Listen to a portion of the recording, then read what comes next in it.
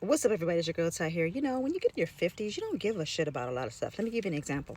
You know, from Cali, right? So, you know, in my 20s, I was like real sexy. My mom back in the day used to tell me, don't ever get fat because men don't like fat women.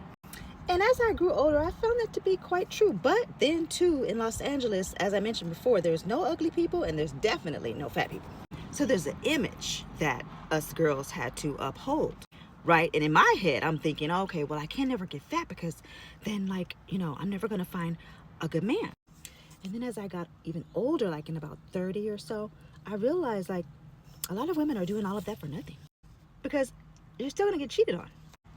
I talk about cheaters all the time because I'm big on loyalty. And from what I'm seeing in the little fake ass relationships that y'all be living in, I'm not from here. I don't think I'm from this planet. Because I can't endure even half of the shit that y'all be going through. I be hearing about it. Y'all tell me everything. Maybe I should have been a psychiatrist because a lot of y'all around here ain't rap too tight. And then have the nerve to say, it's me. So anyway, boom, I've reached 50, right?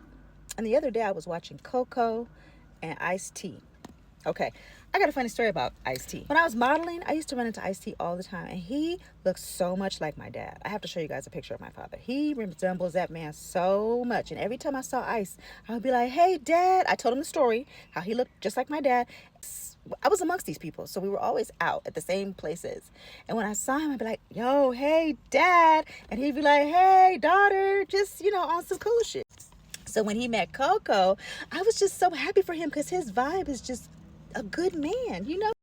So I was watching Coco and Ice. I never watched their show, but I've been seeing little clips. And you know, the stuff that he be saying, like, I'm waiting for Coco. I can't do nothing without her. We can't be separated from one another. We share a phone. Like, it was a lot of stuff that niggas would be like, oh, hell no.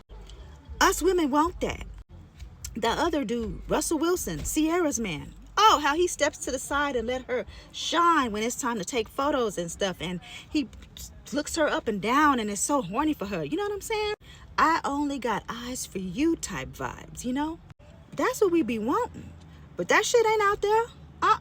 No, hell, see, I'm trying to stay out of the penitentiary. So I just decided, you know what? I'm just going to go ahead and just be single for the rest of my life and forget all this trying to be cute stuff to try to keep a man.